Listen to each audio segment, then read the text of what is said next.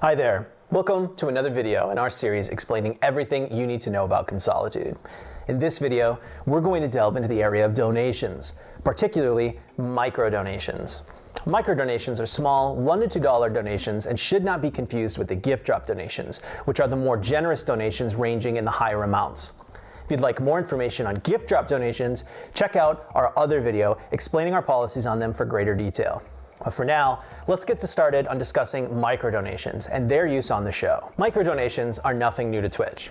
They're a staple across all streams and are primarily used by stream viewers to communicate with the streamers themselves.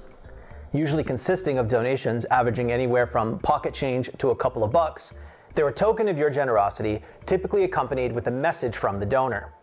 These messages are very commonly relayed across the stream itself using a variety of methods. Sometimes it's text-to-speech, sometimes it's text right there on the screen, sometimes it's just simply read out loud by the streamer themselves. Regardless of how the message is relayed though, the concept is the same. Microdonations are how the audience tend to communicate directly to the stream itself through the white noise of the chat box. On Consolitude, we've taken effort to design the show around this familiar concept in a fun and creative way. Much like other streams, your microdonations enable you to communicate with the show. But unlike other streams, these messages are not just an attempt by you to say hello. Instead, your donation messages play a vital role in the overall scheme of things and help the contestant overcome challenges they may not otherwise be able to defeat without your help. Most of us typically turn to the internet for answers to all sorts of questions we come across while playing our favorite games. Where's the secret room in this particular level? How do I defeat this boss efficiently without taking so much damage? What are the scattered resources for completing that ultimate post-game weapon? And where do I find them? So on and so forth, the list never ends. Well, this is where the contestant is at a huge disadvantage. They don't have an internet to turn to. They don't have strategy guides. They don't have a Wikipedia resource pertaining to the game that they're playing. They can't text their friends. They can't poll their Facebook wall. They have nothing. No resources, no guide, nothing. That is, except for you. You see, those messages we mentioned earlier from your microdonations are actually their resource, their only resource. It's just one of the ways we incorporate you, the viewers, into becoming a major part of the show itself. Anytime you submit a microdonation, you can include a hint or tip pertaining to whatever it is the contestant is doing within the game they're currently playing. You can help them find the exit from the level they're lost in, or you can help them with clues on the best method for completing the trophy they need to earn. Or you can help them by pointing out a secret item in a level that's going to make their journey that much easier. You are their own pocket wiki, their lifeline in the darkness. You are the overseers of their information. The way we send your clues and hints directly to the contestant is actually pretty neat as well. Inside of their room, we have the standard typical setup of a television where they play all of their favorite games. And beside it, we've set up a second screen specifically for this hint purpose. As your messages come in, we scan them for appropriate language and content, and then we ship them to their secondary screen, sort of like a bulletin board of sorts. They see the message right there on the side of the screen as they play. One thing to note about this system is we actually allow for a great deal of creative freedom in your messages. We have no intentions of ever verifying the information you send in as relevant or truthful to the game itself. In fact, you can lie. You can make stuff up. We don't care. We realize a lot of you enjoy trolling and playing the bad guy, and we're not about to stop you. If you want to make the contestant's life miserable with a sea of misinformation, have at it. That is entirely up to you. Ultimately though, you are only hurting yourselves. Because keep in mind, you want the contestant to win. The more they win, the more opportunities you have to win yourself. It's a cycle of life on our show, a shared experience of victory for everyone involved. Your microdonations essentially are the fuel to the show's fire, in a unique way unlike any other stream out there. And just like gift drop donations, your microdonations go to good use. All donations, big or small, are broken down using a formula to help pay for the show, our staff, the prizes, the contestant, and even for charity.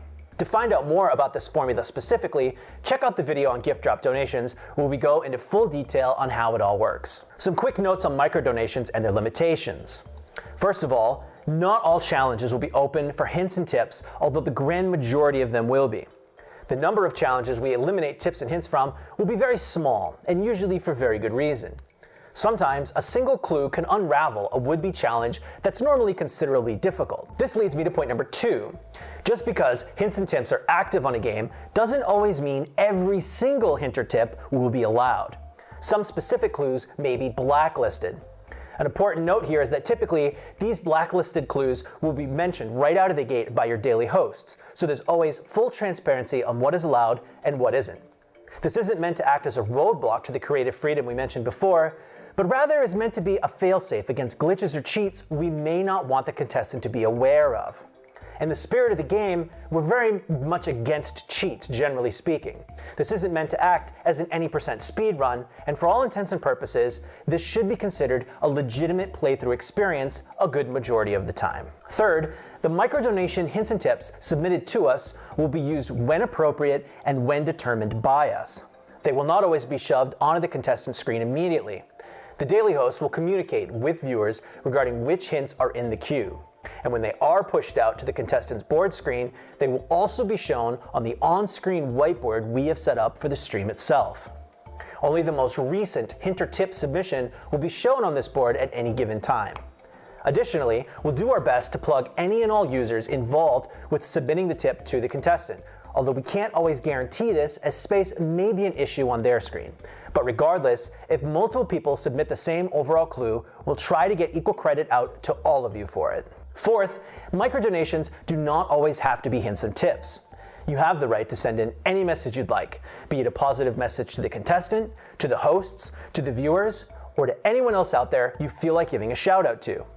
While we can't guarantee that every single message is going to make it onto the contestant's bulletin board, as it is kind of prime real estate meant for a very specific purpose, we can say that most of these types of messages will be shown on screen for viewers when appropriate.